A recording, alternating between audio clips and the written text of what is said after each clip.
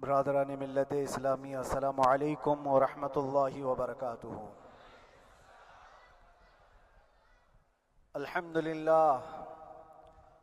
للہ الحنان المنان الذي خلق الانسان وعلمه البيان، والصلاة والسلام على رسوله سید الانس والجان وعلى آلہ واصحابہ ذوی الخیر والاحسان، اما بعد فأعوذ باللہ من الشیطان الرجیم، بسم اللہ الرحمن الرحیم۔ وقل جاء الحق وزهق الباطل ان الباطل كان زہوقا، صدق اللہ مولانا العظیم۔ بارگاہ رسالت معاب صلی اللہ علیہ وسلم میں درود پاک کا ہدیہ پیش کریں۔ اللہم صل علی سیدنا و مولانا محمد معدن الجود والکرم وآلہ واصحابہ الکرام وابنہ الکریم وبارک وسلم صلاۃ دائمۃ سرمدا ابدا۔ عزیزان گرامی وقار، میں یہ چاہتا ہوں جہاں پر آ کر ہم رکے تھے وہیں سے ہم پھر آگے بڑھتے ہیں۔ ہم رکے تھے کہاں آ کر؟ کچھ دیر کی خاموشی ہے، اس کے بعد ہم آگے بڑھتے ہیں، اس لیے کہ مجھے کوئی شعر اب یاد کرانے کی ضرورت نہیں اور نہ ہی کسی کے سامنے کچھ بولنے کی ضرورت ہے۔ حالات تو ایسے تھے کہ جو نان مسلم تھے وہ بھی ہمیں جیل میں دیکھ کر یہی کہتے تھے کہ آپ ہی نے کہا یہ فلاں بات۔ ہم نے کہا اللہ تبارک و تعالیٰ نے تم کو بھی یاد کرا دیا۔ میرے عزیزو، ستیزہ کار رہا ہے ازل سے تا امروز، شرار ابو لہبی سے چراغ مصطفی بھی۔ یہ آج کل کے معاملات نہیں، ابتدا سے حق اور باطل کے معرکے ہوتے رہے۔ لیکن ایک بات میں آپ سب کو بتانا چاہتا ہوں، مظفر کو مقید نہ سمجھ اے سیاد۔ سیدنا مظفر حسین کچھوچھوی رحمت اللہ تعالی علیہ جیل گئے تھے، قید میں تھے، تب انہوں نے یہ شعر کہا تھا کہ مظفر کو مقید نہ سمجھ اے سیاد، میری یہ اسیری بھی سنت آبائی ہے۔ میرے آبا و اجداد کی سنت ہے جس پر میں عمل کر کے آ رہا ہوں، میرے بزرگوں کی یہ سنت تھی۔ بہرحال جن کو جس راستے سے مجھے گزارنا تھا، لوگوں کے دلوں میں یہ ٹھنڈک تھی شاید کہ زبان بند کر کے چند دنوں کے لیے قید کر دیا جائے، مگر میرا عقیدہ یہ تھا کہ اللہ تبارک و تعالی جب تک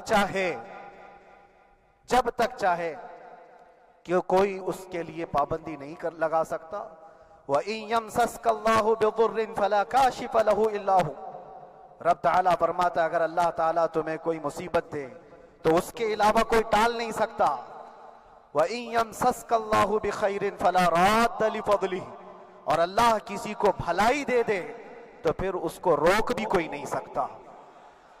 مولا تبارک و تعالیٰ اگر کسی کو کوئی مقام عطا کر دے تو ہزاروں کیڑوں کے پھڑپھڑانے سے وہ مقام ختم بھی نہیں ہو سکتا۔ اللہ تبارک و تعالیٰ جس کو بڑھانا چاہے اس کے لیے کوئی راستہ رکاوٹ نہیں بن سکتا۔ اس لیے کہ ہم نے تاریخ میں دیکھا ہے پیبند لگے کپڑے پہننے والے، پیروں میں چپل نہیں تھے، جن کے ناخن تک اکھڑ جاتے تھے، لیکن وہ جب چلتے تھے قیصر و کسریٰ بھی کانپتے تھے۔ جن کا ہی یہ نعرہ تھا ٹل نہ سکتے تھے جنگ میں اگر اڑ جاتے تھے، پاؤں شیروں کے بھی میدان سے اکھڑ جاتے تھے، حق سے سرکش ہوا کوئی تو بگڑ جاتے تھے، ارے تیغ کیا چیز ہے ہم توپ سے بھی لڑ جاتے تھے۔ یہ وہ صحابہ کرام اور اسلاف کرام، ان کا یہ معمول تھا۔ بظاہر ان کے پاس کوئی اسباب نہیں تھے لیکن اللہ کی مدد تھی۔ وہ پانی کی طرح بہتے ہوئے چلے گئے، نہ چٹانوں نے ان کا راستہ روکا، نہ دریاؤں نے ان کا راستہ روکا۔ وہ جس طرف سے جاتے تھے اللہ تعالیٰ ان کے لیے راستے بناتا تھا۔ عزیزان گرامی وقار، کون ہے وہ جو دریائے دجلہ میں اپنے گھوڑے دوڑائے تھے؟ کون ہے وہ جو دریا میں اپنی کشتیاں ڈال کر جلا دیا تھا کہ واپس جانے کا کوئی تصور نہ ہو؟ یہ سب میرے مصطفیٰ کریم کے دیوانوں کی ہی بات تھی۔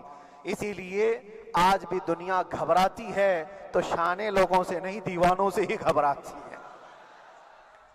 بہت زیادہ چالاک رہنے والوں سے نہیں، دیوانوں سے دنیا گھبراتی ہے، اس لیے کہ دنیا کو پتا ہے، دنیا جانتی ہے کہ دیوانہ کہاں دیکھتا ہے کسی کو پتا نہیں۔ اور یہ اس دیوانے کی بات کر رہا ہوں جس کے لیے اللہ کے حبیب صلی اللہ تعالیٰ علیہ وسلم کی عزت و وقار سب سے اول ہے۔ عزیزان گرامی وقار، آج آپ کے سامنے حاضر آیا، یہ میرے استاد گرامی، مربی، استاذ الاساتذہ، برادر گرامی حضرت العلامہ مفتی زبیر احمد صاحب قبلہ ادام اللہ اقبالہ، جنہوں نے دن رات ایک کر دیے تھے۔ میرے خیال سے 8 مہینے میں جتنے ان کے بال سفید ہوئے اس سے زیادہ نہیں ہوئے ہوں گے، صرف اس لیے نہیں کہ ایک بھائی کے لیے، اس لیے بھی لڑ رہے تھے کہ ایک عالم کے لیے جس سے دین کا بہت سارا حصہ وابستہ ہے۔ ان کی محنتیں رائگاں نہ گئیں۔ بہت سارے میرے احباب و اقربا، خاص طور پر مدن پورہ اور وکرولی سے، جنہوں نے اپنے گھر بار چھوڑ کر میرے لیے دوڑتے بھاگتے رہے، اللہ رب العزت اس بات کا شاہد ہے، ایک ایک دن اندر میں نے سب کے لیے دعائیں کی ہیں، اور ایسا نہیں کہ کوئی دن بھولا جاتا۔ اور باہر کی ہمیشہ یہ خبریں آتی رہتی ہیں کہ حالات کیسے کے کیسے ہوتے جا رہے ہیں۔ کبھی اگر گھبراہٹ اور بے چینی ہوتی تو میرے عزیزوں صرف ایک ہی بات ہمارے پاس تھی علاج کے لیے، ایک ہی علاج تھا۔ جب بے چینی بڑھ جاتی، اپنوں سے رابطہ نہیں ہو پاتا اور کسی کے خبر نہ پہنچتی، کھانے پینے کی تکلیفیں، رہنے سہنے کی مصیبتیں جب سر پر آتی، تو ایک ہی علاج تھا، ان کے نثار کوئی کیسے ہی رنج میں ہو، ان کے نثار کوئی کیسے ہی رنج میں ہو، جب یاد آ گئے ہیں سب غم بھلا دیے ہیں، جب یاد آ گئے ہیں سب غم بھلا دیے ہیں۔ اس رسول محترم صلی اللہ تعالیٰ علیہ وسلم کا احسان عظیم ہے۔ بار بار مجھے یہ احساس ہوتا رہا، پوری دنیا اگر چھوڑ دے مگر یقین تھا آمنہ کا لال کبھی نہیں چھوڑے گا، اور چھوڑا بھی نہیں، اور چھوڑا بھی نہیں۔ ہر رات جو ہمارا معمول تھا، ہم نے جو دیکھا، ہماری پچھلی زندگی میں ہم نے اتنے عجائبات نہیں دیکھے ہوں گے جو 8 مہینے کے اندر ہم نے دیکھے۔ نبی پاک صلی اللہ تعالیٰ علیہ وسلم کے انعامات و اکرامات، رب تبارک و تعالیٰ کی مدد سے دل مضبوط ہوتا ہے۔ عزیزان گرامی، ہم نے تو وہاں ایسے لوگوں کو دیکھا جو ڈپریشن کا شکار ہو کر کافر بھی ہو گئے، اور حالات سے گھبرا کر کے وہ انکار کر بیٹھے، کوئی خدا نہیں ہے، کوئی مدد نہیں آتی ہے۔ ایسے حالات وہاں دیکھے، لیکن ان حالات میں بھی اللہ تبارک و تعالیٰ کی مدد ساتھ رہی۔ رسول پاک صلی اللہ تعالیٰ علیہ وسلم کا انعام و اکرام یہ تھا کہ جس طرح سے گئے تھے اسی طرح سے واپس بھی آئے، جس طرح سے گئے تھے ویسی واپس آئے، اور نہ میرے مصطفیٰ نے باہر میری عزت میں کمی کی، نہ اندر عزت میں کمی کی، کہیں پر بھی نہیں۔ الحمدللہ، جس شان کے ساتھ رسول پاک صلی اللہ تعالیٰ علیہ وسلم اپنے چاہنے والوں کو رکھتے ہیں، وہ میں نے دنیا میں دیکھا۔ اور پھر یہ عرض کیا، آقا آج آپ کی عزت پر بات کرنے والے کو چاہے وہ 1000 کال کوٹری کے اندر ہو، آپ عزت کے ساتھ بٹھاتے ہیں، تو پھر قیامت کے دن اس کی عزت کا کیا حال ہوگا؟ عرش حق ہے مسند رفعت رسول اللہ کی، دیکھنی ہے حشر میں عزت رسول اللہ کی۔ میرے عزیزو، ایک بات کو طے کر کے چلو، انہیں جانا انہیں مانا، نہ رکھا غیر سے کام، للہ الحمد میں دنیا سے مسلمان گیا۔ اس ایک بات میں جو عزت ہے، دنیا کے کسی مقام و منصب اور مرتبے میں عزت نہیں ہے۔ اور حالات دنیا انشاءاللہ میں سناتا رہوں گا۔ اللہ تبارک و تعالیٰ جب تک یہ زبان رکھا ہے، حق بولتے رہیں گے اور سناتے رہیں گے، اور بھی حالات آپ کو انشاءاللہ العزیز آگے سناتے رہیں گے۔ لیکن آج خصوصیت کے ساتھ میں جمعہ کے لیے اسی لیے حاضر آیا کہ یہاں کے لوگ پل پل یاد کرتے رہے۔ حضرت مجھے ہر بار خبر دیتے کہ جب نماز سے فارغ ہو کر کے میں نکلوں تو مجھے لوگ پکڑ لیتے، کیا ہوا، اب کیا خبر ہے؟ تو جس قدر آپ کی بے چینی تھی، بے قراری تھی، میرے عزیزو، مجھے بھی ملنے کی بے چینی اور بے قراری تھی، لیکن یہ ایک سٹیج تھا جس سے گزارا گیا ہے، ایک مقام تھا جس سے گزارا گیا۔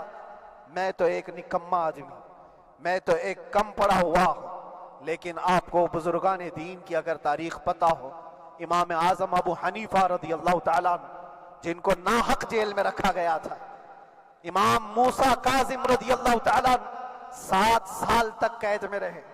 یہ کون امام موسیٰ کاظم؟ جن کے دربار میں جانے کے لیے غوث اعظم عبد القادر جیلانی رضی اللہ تعالیٰ 4 کلومیٹر دور اپنی چپل اتار دیا کرتے تھے۔ امام موسیٰ کاظم کا وہ دربار ہے جن کو باب الحوائج کہا جاتا ہے۔ اس امام کو 7 سال تک بغیر کسی قصور کے قید میں رکھا گیا، اور حد تو یہ ہے کہ اسی قید خانے میں زہر دے کر کے آپ کو مارا گیا ہے۔ آپ کا جنازہ جیل سے نکلا تھا۔ امام احمد بن حنبل جن کو 5 لاکھ حدیثیں یاد ہیں نبی پاک صلی اللہ تعالیٰ علیہ وسلم کی، بغداد کے سر بازار آپ کو ننگی پیٹھ پر کوڑے مارے گئے۔ آپ کو اندازہ ہے بزرگان دین کی ایک لمبی فہرست ہے۔ جب میں وہاں گیا تھا تو ایک بزرگ کی بڑی یاد آئی، وہ تھے حضرت مجدد الفسانی رضی اللہ تعالیٰ۔ اکبر جیسے ڈکٹیٹر کے سامنے، اس زمانے کے سب سے بڑے ڈکٹیٹر بادشاہ کے سامنے آپ نے حق بات کا اعلان کیا تھا۔ مجدد الفسانی رحمۃ اللہ تعالیٰ علیہ نے فرمایا تھا کہ اسلام نام سے جو دین ہوگا وہ محمد عربی کا لایا ہوا ہی دین ہوگا، کسی اور بادشاہ کا بنایا ہوا نہیں ہوگا۔ اس بات پر آپ کو قید میں ڈالا گیا تھا، 8 سال تک قید میں رکھا گیا۔ 8 سال میں بادشاہ مر بھی گیا، بیٹا بادشاہ بنا، لیکن کسی نے آ کر جہانگیر کے سامنے یہ بات رکھی کہ آپ کے باپ نے جس مولانا کو قید میں ڈالا تھا گوالیار کی جیل میں، 8 سال میں جیل کا نقشہ بدلا ہوا ہے۔ تو بادشاہ نے پوچھا ہوا کیا ہے؟ کہا کہ اس مولانا نے 8 سال میں تقریباً 700 قیدیوں کو عالم بنا دیا ہے۔ درس حدیث، درس تفسیر، قرآن کا علم، نمازیں جماعتوں سے وہاں اس طرح ادا ہوتی ہیں جیسے لگتا ہے گنبد خضرا کی چھاؤں میں ہے۔ رب تبارک و تعالیٰ کا یہ احسان عظیم تھا۔ ان 8 مہینوں میں بحمدہ تعالیٰ میں نے اپنی لائف میں کبھی اتنی امامت نہیں کی تھی جتنی وہاں امامت کیا، اس لیے کہ پابندی نہیں ہو پاتی۔ جب جب امام رہا مسجد میں چھٹیاں ہوا کرتی تھی، ادھر ادھر آنا جانا، لیکن وہاں پر کبھی کسی نماز میں چھٹی نہیں ہوئی۔ اور امامت اللہ تبارک و تعالیٰ کو جہاں لینا ہے وہاں لیتا رہے۔ اور مجھے اس بات کا تھوڑا قلق تھا، 24 سال سے میں تراویح سنا رہا تھا، 24 سال، 24 تراویح ہو چکی تھی، رمضان المبارکہ 24 گزر چکے تھے، 25واں سال تھا، ظالموں نے مجھے رمضان سے پہلے اندر کر دیا۔ بار بار یہ خواہش ہوتی تھی کہ میری تراویح چھوٹنے نہ پائے، 25ویں تراویح ہے، 25ویں محراب ہے، لیکن رب تبارک و تعالیٰ کا احسان، اندر موجود سارے مسلمانوں نے یہ مطالبہ کیا کہ ہم یہاں جماعت سے تراویح قائم کریں گے۔ اور اب تک لوگ الم تری کیف والی تراویح کبھی کبھار پڑھ لیا کرتے ہیں، لیکن سارے لوگوں نے مل کر کے یہ اتفاقاً کہا کہ ہم پورا قرآن آپ سے سننا چاہتے ہیں۔ کیسے کیسے قیدی تھے، کیسے کیسے کرائم والے تھے۔ میں نے کہا آج میں ایک دن پڑھاتا ہوں، ایک پارہ پڑھوں گا، آپ کو اگر لگے تو بتا دینا، بھاری پڑ جائے، کیونکہ لوگ سارے کرمنل ہیں اور کئی طرح کے جرائم کیے ہوئے لوگ ہیں۔ نماز دین سے کہاں زیادہ رشتہ، کہاں ہو سکتا ہے یہ گھبرا کر بھاگ جائیں۔ ایک دن پڑھاؤں گا، اگر آپ کو لگے تو بول دینا، نہیں تو کل سے الم تری۔ پہلے دن تراویح پڑھا ہے، دوسرے دن سارے لوگوں نے کہا آپ نے ایک پارہ پڑھایا ہے، سحری تک بھی پڑھائیں گے تو انشاءاللہ کھڑے رہیں گے۔ یہ جو استقامت، یہ ساری چیزیں دلوں کا جمع ہونا اور ہماری طرف دلوں کو پھیر دینا بغیر اللہ کی مدد کے نہیں ہوتا، رسول پاک صلی اللہ تعالیٰ علیہ وسلم کے کرم و احسان کے بغیر نہیں ہوتا۔ وہ تراویح بھی پڑھتے رہے، تفسیر قرآن بھی سنتے رہے اور قرآن کی تعلیم بھی لیتے رہے۔ پھر مجھے اندازہ یہ ہوا کہ رب تبارک و تعالیٰ کی منشا یہ تھی کہ ہماری تراویح کی محراب کی سلور جبلی جیل کے اندر ہو جائے۔ مجھے اس بات کا کوئی قلق نہیں رہا کہ میری کوئی چیز چھوٹ گئی ہے۔ ہاں، عید، بقرعید، محرم، یہ تمام چیزیں لوگوں کی یاد تو رہتی، رشتہ دار، احبا، اقربا کی یاد، لیکن اللہ کی مرضی، میرا رب تبارک و تعالیٰ جو پسند کرے اس میں ہم راضی ہیں۔ اگر مولا یہ چاہتا ہے کہ میں تنہا پڑھوں تو اس کی رضا میں ہم راضی ہیں، اگر وہ چاہتا ہے کہ مجمع ہزاروں میں ہم نماز ادا کریں تو اس کی مرضی پر ہم قائم ہیں۔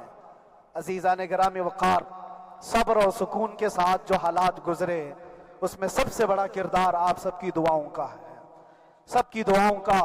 مشائخ، سارے پیران اعظام، تمام سلاسل کے اور ہر مسجد کے امام اپنے محراب اور منبر سے جو دعا کرتے رہے، یہ سارا ذخیرہ میرے لیے اتنا بڑا ہے جس کو میں بیان نہیں کر سکتا۔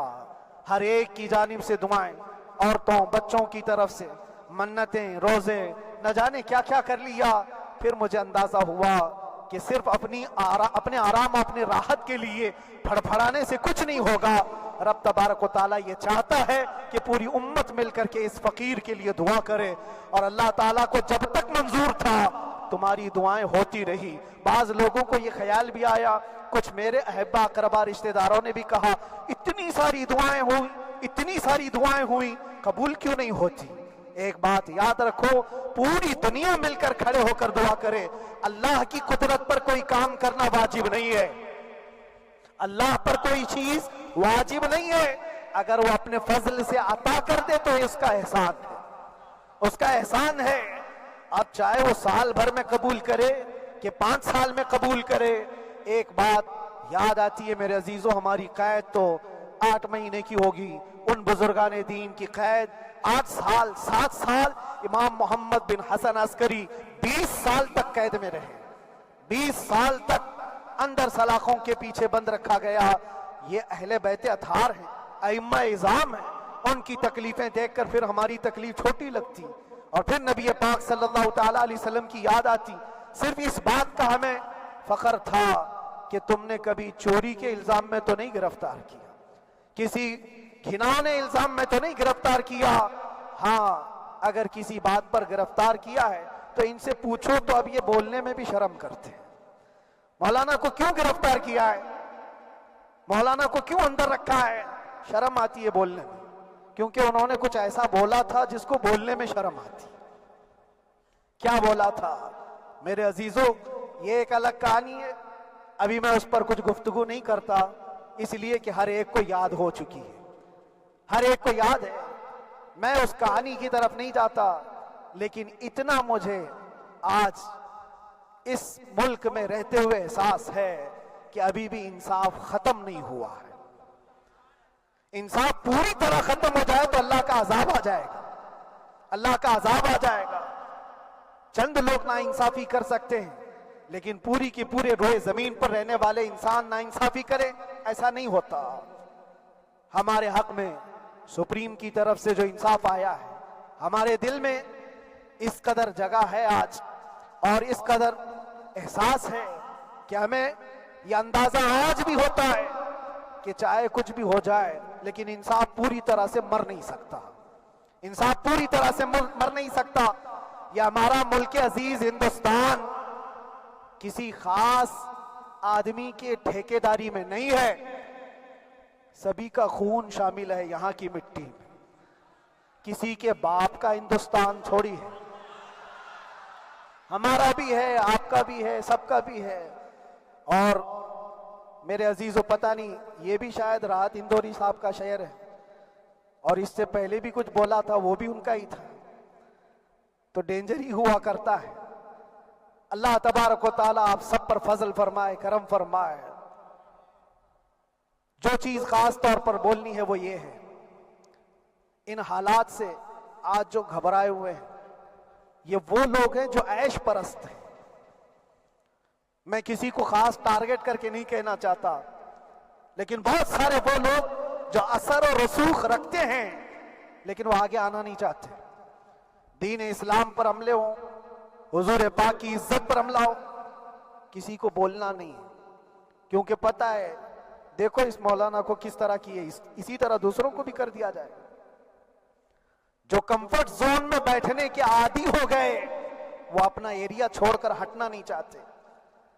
اگر میں کچھ کہوں گا حضور پاک صلی اللہ تعالیٰ علیہ وسلم کی ناموس کے لیے تو میرا عیش خطرے میں آ جائے گا، اکثر کی یہی سوچ ہے۔ میرا تو اپنا دھندا ہے، میرا بزنس ہے، میرے بیوی بچے ہیں، ہو سکتا ہے مولانا کو کسی چیز کی فکر نہیں ہوگی۔ آپ کو میں بتاؤں، آپ کو اندازہ نہیں ہمارے دل میں ہمارے بچوں کی کتنی محبت ہے۔ میرے بھی چھوٹے سے بچے ہیں، جب وہ جیل کی سلاخوں کے سامنے آ کر آنسو بہاتے تھے تو دل پر چھریاں چلتی تھی. وہ بچے جو ہمیشہ ہمارے سینے پر سوتے رہے, آج میں ان کو چھو بھی نہیں سکتا. جب وہ سلاخوں کے پیچھے کھڑے ہو کر دور سے رو کر کے چلے جاتے 15 منٹ, تو کیا ہمارے دل میں بچوں کی محبت نہیں؟ کیا ہمارے گھر بار نہیں, ہماری بہنیں, ہمارے بھائی, ہماری ماں نہیں؟ کتنے تو دن ایسے ہوئے کہ میری ماں کو دورے پڑتے رہے یاد کے لیے. تو کیا وہ ہمارے اوپر کیفیت نہیں آتی کہ ہم خامخواہ یہ مصیبت کیوں مول لیے؟ میری بیٹی تو جھگڑا کرتی اس بات کو کہ کیوں آپ اکیلے ہو, بہت سارے لوگ ہیں سب کا خیال کرتے ہوئے. لیکن میرے عزیزو, یہ ان کی اپنی محبت ہے. سارا ایک پریوار اور اس سے زیادہ میرے شاگردوں کی ایک دنیا ہے.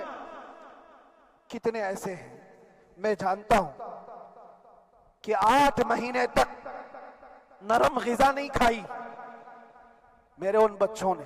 میں جانتا ہوں ان کا صرف یہ خیال تھا کہ اندر پتہ نہیں جیل میں آپ کیا کھا رہے ہوں گے, ہم یہاں نرم غذا نہیں کھائیں گے, گوشت مچھلی نہیں کھائی.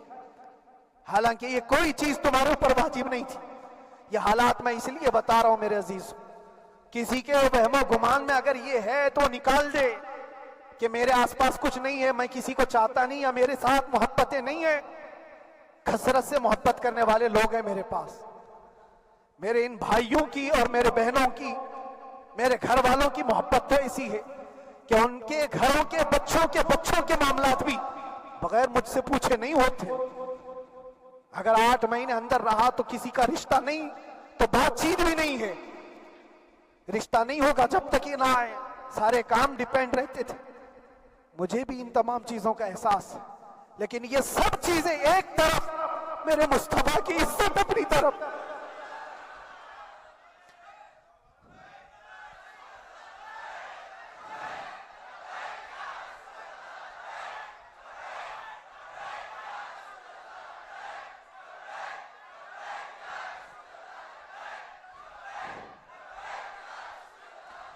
میرے عزیزوں, ہر ایک کے آنسوں کے قطرے میں نے دیکھے, بھائیوں کے, بہنوں کے.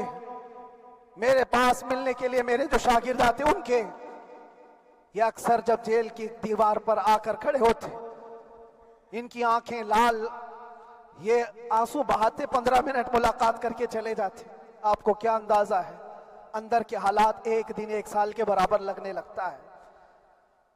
گھٹتے رہتے, لیکن ایک بات کا احساس بار بار ہوتا کہ یہ ساری محبتیں ایک طرف ہے, لیکن ہم جس کے لیے کھڑے ہوئے ہیں اس کی محبت میں کوئی سمجھوتا نہیں, اس کی محبت میں کوئی سمجھوتا نہیں. ایمان اسی کا نام ہے, لا یؤمن احدکم حتی اکون احب الیہ من والدہ وولدہ والناس اجمعین. تم میں سے اس وقت تک کوئی پورا مومن نہیں ہو سکتا جب تک کہ اپنی اولاد, اپنے مال دولت, اپنے ماں باپ, سب سے زیادہ اپنے رسول سے محبت نہ کرے. دعا یہی کرتے رہو جب حضور پاک کا معاملہ آئے تو ساری دنیا ایک طرف ہو جائے. میں نے ایک واقعہ پڑھا تھا اندر ہی, حضرت خالد بن ولید رضی اللہ تعالیٰ ایک قلعے پر اچانک حملہ آور ہوئے تھے. وہ قلعے میں موجود جو دشمنان اسلام تھے ان کی پارٹی چل رہی تھی. بڑے بڑے قالین, صوفے بچھے ہوئے, تشتوں میں قیمتی کھانے رکھے ہوئے تھے. خالد بن ولید کے ساتھ جو لشکر ہے, یہ تو وہ غریب صحابہ تھے جو پیون لگے کپڑے پہنتے, ایک کھجور پر پورا دن گزارتے.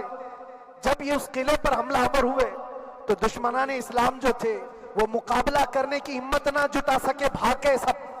سارا مال سب چھوڑ کر بھاگ گئے, بغیر کسی جنگ کے, بغیر کسی قتل قتال کے. پورا قلعہ فتح کیا خالد بن ولید.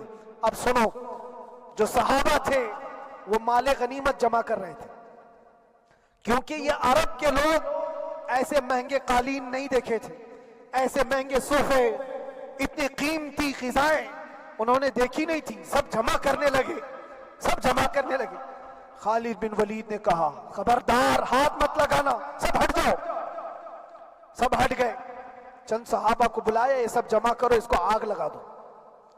پورا مال غنیمت جو تھا آگ لگا دیا. تو جو صحابہ تھے وہ کہنے لگے, کیا یہ اچھا ہوتا یہ سب میں آپ تقسیم کر دیتے؟ یہ بہت قیمتی چیزیں ہیں، عرب میں ہم لے جاتے تو یہ بہت مہنگی چیزیں ہیں۔ خالد بن ولید نے کیا کہا جانتے ہو؟ کہا اگر تم کو بھی ان تمام چیزوں کی عادت لگ جائے تو تم بھی ویسے ہی بھاگو گے جیسے یہ بھاگے۔ یہ آج جو ہمارا مقابلہ کرنے کی طاقت نہ لا سکے اور بھاگ گئے، اس کی وجہ یہ ہے کہ وہ عیش پرست ہے، عیاشی ان کے اندر تھی جس کی وجہ سے وہ کھڑے نہ ہو سکے، اور جب یہ عیاشی آئے گی تم کھڑے نہیں ہو سکو گے، کھڑے نہیں ہو سکو گے۔ آج میں یہی بات دہرانا چاہتا ہوں، جو بڑے بڑے چہرے لے کر بیٹھے ہوئے ہوں، وہ سیاسی اثر اور رسوخ رکھنے والے بھی کمفرٹ زون میں رہنا چاہتے ہیں۔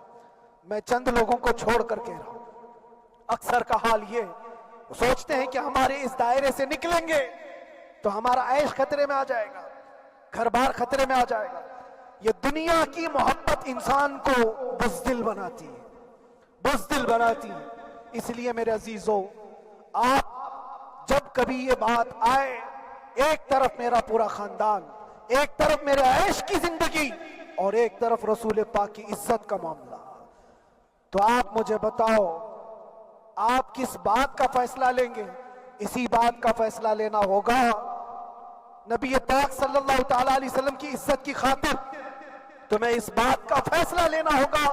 اپنا سب کچھ گنبد خضرا کل بھی تھا آپ، میرے نبی سے میرا رشتہ کل بھی تھا آپ، اور بتلا دو گستاخ نبی کو غیرت سنی زندہ ہے، ان پہ مر مٹنے کا جذبہ کل بھی تھا آپ۔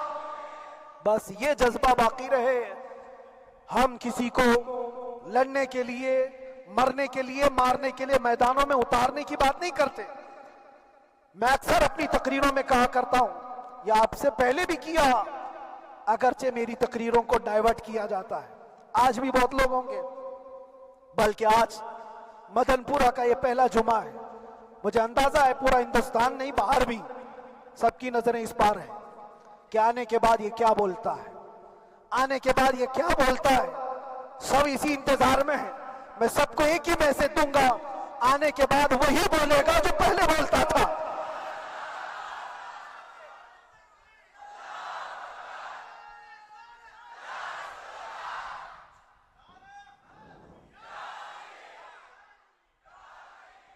اگر کچھ غلط ہوتا تو ہمارے اس ملک عزیز ہندوستان کی سب سے اعلیٰ عدالت یہ نہیں کہتی کہ ان کے اسپیچ میں کوئی ہیٹ مسئلہ نہیں ہے۔ وہ ہمیں اندازہ ہے میرے عزیزوں، ہاں جہاں غلطی ہوگی ہم بھرے اعلان کے ساتھ کہیں گے کہ ہم سے یہ غلطی ہو گئی، ہم سے یہ خطا ہو گئی، زبان پھسل گئی۔ لیکن جو چیز نہیں ہے تو اگر تم زبردستی اس کو کہو گے تو یہ ہم نہیں مانتے۔ ہاں بس اتنی دعا میرے حق میں کریں کہ جتنی بھی زندگی باقی ہے اللہ تبارک و تعالی حضور پاک کی محبت اور ان کی عظمت کی حفاظت کے لیے جیتے مرنے کی توفیق عطا فرمائے۔ ہمارا کام صرف اتنا رہ گیا، جو میسج دینا تھا وہ ہم نے دے دیا۔ اب جو حالات آ رہے ہیں میرے عزیزوں، آپ سب کے لیے بھی میں یہ گزارش کروں گا، دین کی طرف آ جاؤ، سچائی کی طرف آ جاؤ، ورنہ گاجر مولی کی طرح کٹ جاؤ گے، ختم ہو جاؤ گے۔ دین کی طرف آؤ، سچائی کی طرف آؤ، اور اسلام نے کہیں پر بھی تمہیں کسی طرح کے آتنک اور دہشت کی تعلیم نہیں دی ہے۔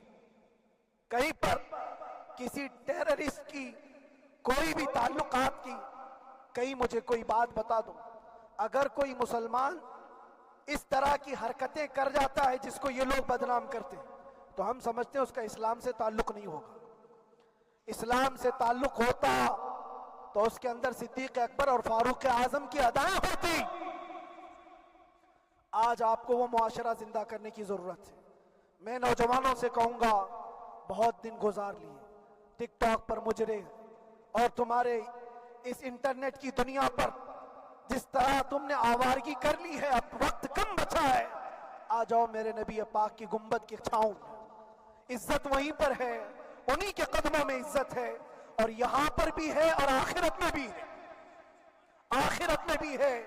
بس اس عزت کے لیے آپ سب سے میں گزارش یہ کروں گا، سچائی کی طرف واپس آ جاؤ، سچائی کی طرف واپس آ جاؤ۔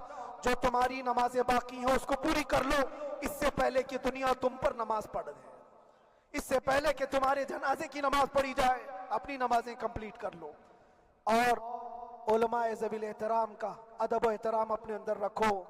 صرف اس بات کے لیے آپ کو میں احساس دلانا چاہتا ہوں کہ مجھے جس راستے سے گزارا گیا، جتنے دن قید و بند کی صحبتیں گزاری گئی، یہ صرف یہ میسج دینا تھا کہ پھر اس مولانا کا یہ ہو سکتا ہے تو چھوٹے چھوٹوں کی کیا کر دیں گے۔ ایسا اگرچہ آ جائے موقع تب بھی گھبرانے کی ضرورت تھی۔ آپ کو پتہ ہے اس ملک عزیز ہندوستان کی آزادی میں 30,000 علماء کو پھانسیوں پر لٹکایا گیا۔ انگریزوں نے 30,000 علماء کو کشمیر سے لے کر دلی تک ہر درخت پر ایک عالم کی لاش لٹکتی تھی۔ انہوں نے قربانیاں دی ہیں، قربانیاں بزرگان دین کے علماء ذوی الاحترام کی ہوئی ہیں۔ یہ اور بات ہے کہ اس جنریشن نے آج ہم کو دیکھا تو ان کو بہت بڑا لگتا ہے، یہ کوئی بہت بڑی بات نہیں تھی، بہت بڑی بات نہیں تھی۔ اس پروسیس سے بہت سارے علماء کو گزارا گیا ہے۔ سرکار مجاہد ملت رحمت اللہ تعالی علیہ ایمرجنسی کے زمانے میں 18 مہینے تک قید میں گزارے، 18 مہینے تک ایمرجنسی، وہ بھی ڈکٹیٹر کا زمانہ تھا۔ اس زمانے میں بھی آپ اندر رہے، لیکن باہر آنے کے بعد نہ آپ کے مشن میں کوئی کمی آئی، نہ آپ کی زبان میں کوئی لکنت آئی۔ اللہ والے جو ہیں وہ اللہ کی رضا کی طرف اور رسول پاک کی رضا کی طرف ہوتے ہیں۔ ہم سب بھی اس مشن کو آج یہاں سے زندہ کرتے ہیں، جہاں سے ہم چھوڑے تھے وہیں سے آگے بڑھتے، جہاں سے ہم چھوڑے تھے وہیں سے ہم آگے بڑھتے ہیں۔ کسی کو اگر کچھ برا لگتا ہے تو وہ اس کے سمجھ کا قصور ہے، اس کے فہم کا قصور ہے۔ ہم نے کسی کو ٹارگٹ کر کے کبھی کہا نہیں، بلکہ یہ تو کامن بات ہے، ایک تو کامن کہی جانے والی بات ہے۔ فخر سے اگر کوئی آدمی اپنے گھر میں کہے کیا بات ہے مولانا آج صبح سے تمہارے گھر میں کچھ ہلچل نہیں ہے، کچھ ہلچل نہیں ہے، ہو سکتا ہے تمہارے گھر میں کوئی نہ ہو، تم اکیلے بیٹھے ہو، بیوی کہیں گئی ہے، ماں کہیں گئی ہے، گھر میں کوئی بنانے والا نہیں ہو، گھر میں خاموشی ہے، تو تم اگر اس کو جواب دے دو کہ کچھ دیر کی خاموشی ہے، شام میں آ جائے گی، کچھ دیر کی خاموشی ہے شام میں آ جائے گی، تو کیا گناہ کیا، کیا گناہ کیا؟ اس کے حالات پر وہ بول رہا ہے، اس کے گھر میں خاموشی ہے اسی لیے بول رہا ہے۔ ہم نے بھی اسی لیے کہا کچھ دیر کی خاموشی، اس لیے کہ ہم جانتے ہیں اسلام وہ نہیں ہے جو یہاں دکھ رہا ہے آج، اسلام تو وہ تھا جو صدیق اکبر کے زمانے کا تھا، اسلام تو وہ تھا جو فاروق اعظم کا تھا، اسلام تو وہ تھا جو عثمان غنی اور حیدر کرار کا تھا۔ تو وہ جو ہلچل تھی وہ خاموش ہے، صلاح الدین ایوبی کا دور تھا، وہ اسلام کی ہلچل تھی۔ تو میرا گھر آج خاموش ہے، اس لیے تو میں پکار کر کے رہا کچھ دیر کی خاموشی ہے، اور ہمیں اپنے رب سے یقین ہے یہ خاموشی ایک شام ٹوٹے گی، کوئی صلاح الدین آئے گا۔ اور اللہ تبارک و تعالی ہم سب کے اس عزم اور حوصلے کو زندہ رکھے، اور آپ سب کی محبتوں کو سدا سلامت رکھے، اور میرے آقا صلی اللہ تعالی علیہ وسلم کے قدموں پر مر مٹنے کی ہمیں توفیق عطا فرمائے۔ وآخر دعوانا الحمدللہ رب العالمین، لبیک یا رسول اللہ۔